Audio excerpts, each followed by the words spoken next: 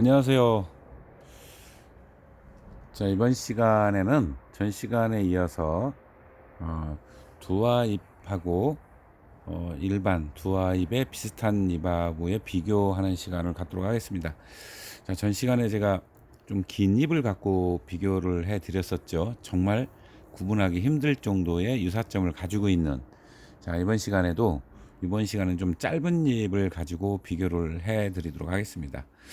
자, 이제 제 채널을 두화에 대해서 쭉 말씀드렸던 내용을 꼼꼼히 보셨다면 앞에 딱 어떤 녀석이 두하고 어떤 아이가 아니고가 표가 날 겁니다. 자, 좌측에 있는 잎을 한번 자세히 보실까요? 이렇게 좀 확대를 해서 보면 자, 어떤 내용들이 있나 이렇게 좀 보이실 겁니다. 제가 말씀드렸던 내용이 이 입에 들었는지 안 들었는지 확인이 가능하시죠? 자, 반면에 우측에 있는 난초를 한번 볼까요? 자, 아주 잎은 빳빳하고 이 모양도 좋죠. 자, 밑에 치마잎도 괜찮습니다. 그럼 어떤 게 두하고 어떤 게 아니라는 얘기죠? 이 얘기 나올 만하죠. 예, 정말 유사점을 많이 갖고 있습니다. 자, 이제 하나씩 제가 말씀을 드리면 여러분들은 어떤 게 두화 같아요? 좌측일까요? 그러면 우측일까요? 예, 맞습니다. 좌측입니다. 좌측은 두하고요. 꽃 확인한 두하고 우측이 아닙니다. 참 어떻게 보면은 우리 선호도는 좌측보다는 우측께 더 선호도가 높을 수도 있습니다. 자, 하나씩 이제 뜯어 보면 아이고 이게 잘 조절이 안 돼가지고 자, 이렇게 이 상태로 보여드릴게요. 자, 일단 좌측은 제가 말씀드린 내용들이 전부 다 들어가 있죠.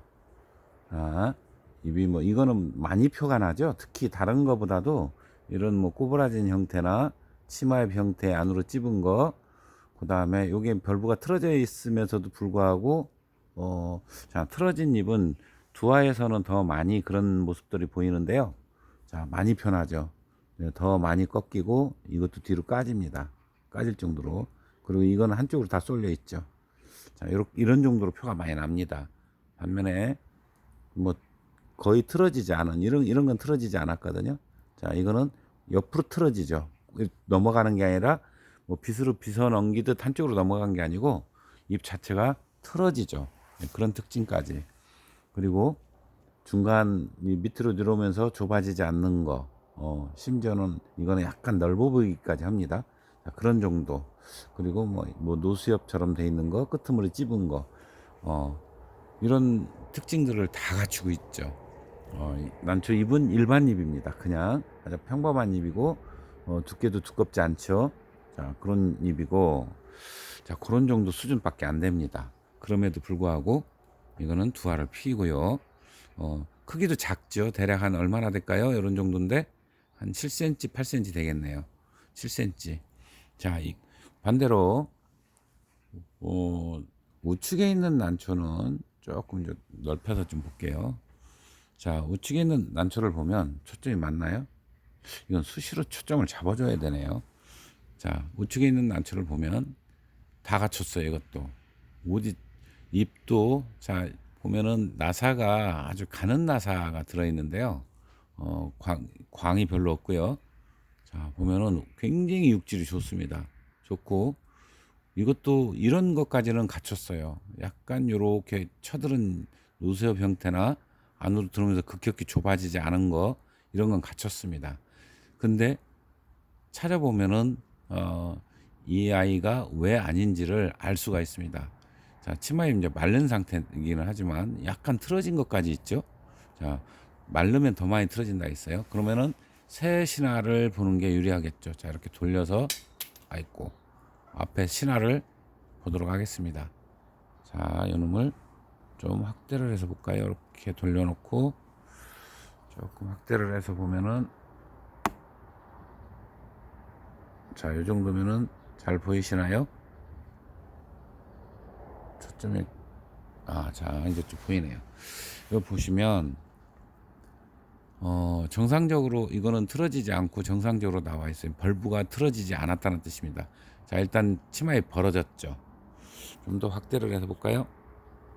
내려서 확대를 해서 보면, 자, 요 입은 여기 요 입을 보세요. 여기 보면 어떻게 돼 있죠? 뒤로 까졌습니다. 살짝. 그런데 이걸 자세히 봐야지. 이것도 확대 놓고 보니까 그렇지, 실제로는 조개 요 부분이 잘 안 보입니다. 반면에 반대는 요 위에 있죠. 위에. 요 위에. 살짝 안으로 있는 듯한데 찝지는 않았죠. 안으로 톡 찝어지질 않았어요. 예. 이렇게 구분이 가능합니다. 자, 그런데 치마입이 좀 말랐을 때는 이게 구분이 잘 안 돼요. 그래서 제가 이제 몇 가지 구분하는 방법을 쭉 말씀드리면서, 나머지, 그런데요, 특이하게 이거는 다른 거는 다 갖춰 있습니다. 자, 이 상태로 한번 보여드릴게요. 입이요, 안으로 들어오면서 약간 넓어졌습니다. 그러니까 같거나 넓어지는 정도. 그 입장이 다 똑같아요. 그리고 약간 우회로 이렇게 노수협처럼 쳐들었죠. 자, 거기까지 갔습니다. 그리고 길지도 않고 입 끝변도 보통 끝이 둥근 게 덜 나와요. 그런데 이 아이는 그것도 적당합니다. 많이도 아니고 적게도 아니고 아주 적당하게 잘 되어 있습니다. 그렇기 때문에 이 아이는 처음에 누구든지 헷갈릴만 할 정도 수준이 됩니다. 그래서 여기 그 난시를 방문하시는 분들이 흔히 이걸 가지고 물어보세요. 이것도 두화가 필 확률이 있느냐? 그러면은 제가 이제 없다라고 이렇게 말씀을 드립니다. 그 근거를 갖고 지금 말씀드렸던 그런 내용들을 이제 제가 이야기를 하는 거죠. 자, 정말 이거는 유사점을 많이 갖고 있죠. 예. 그럼에도 불구하고 아닙니다. 자, 이렇게 구분이 지금 제가 쭉 몇 회에 걸쳐서 구분하는 방법을 말씀을 드렸었는데, 그런 정도만 아셔도요, 실제로 예를 들어 매장이나 아니면 누구한테 분양을 받거나 이럴 때 굉장히 많이 도움이 됩니다. 첫 번째 말씀드렸던 거, 두 번째, 세 번째, 그렇게 네 번째까지 쭉 말씀드렸던 내용을 종합해서 머릿속에 기억을 하고 계시다가, 그 다음에 실물을 보고 그 부분이 다 들어있나, 단지 이제 벌브만 확인이 안 되겠죠. 그죠? 벌브는 확인이 어려운데 쏟기 전까지는 이제 어렵겠죠. 그렇지 않고 나머지는 확인이 가능하지 않습니까? 자, 그렇게 되면은 많은 정보, 그 저 머릿속에 기억해뒀던 내용들로 인해서 선택하는 폭이 확실히 안목이 높아지면 정확하게 선택도 용이해진다. 이렇게 보시면 될 것 같습니다. 그렇게 해서 기왕이면 산에서 만나는 것도 마찬가지겠죠. 산에서 만날 적에도 제가 그랬죠. 부엽이 두꺼운 데서는 구분하기 힘든 부분이 굉장히 많다고 말씀을 드렸습니다. 근데 요즘은 부엽이 두꺼운 쪽보다 얇은 쪽이 더 산이 많이 있습니다.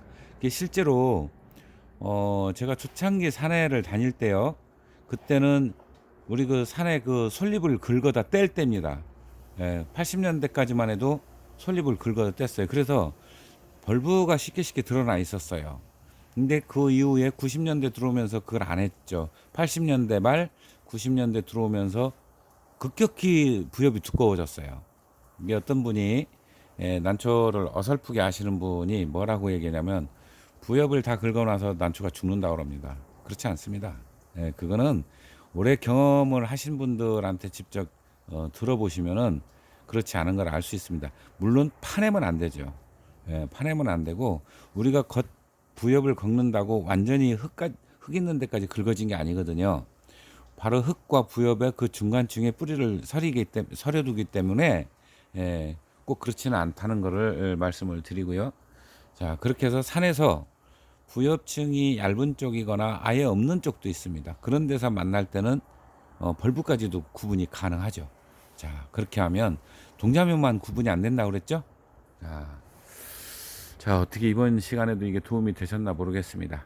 자, 이렇게 요런 단계까지만 이해하셔도 굉장히 수준을 높였다라고 보시면 될 것 같아요. 안목을 높였다라고 보시면 되죠. 자, 그러면은 응용도 가능하겠죠. 만약에 문의종 같은 경우가 어떻게 변할지, 그리고 어, 두아입처럼 찝지 않았다 하더라도 그가 유사했을 때는 화형이 어떠냐, 이렇게 또 이런 부분이 있겠죠. 제가 그 다음 시간에는 그 부분을 가지고 말씀을 드리도록 하겠습니다. 자, 또 다음 시간에 뵙도록 하겠습니다. 감사합니다.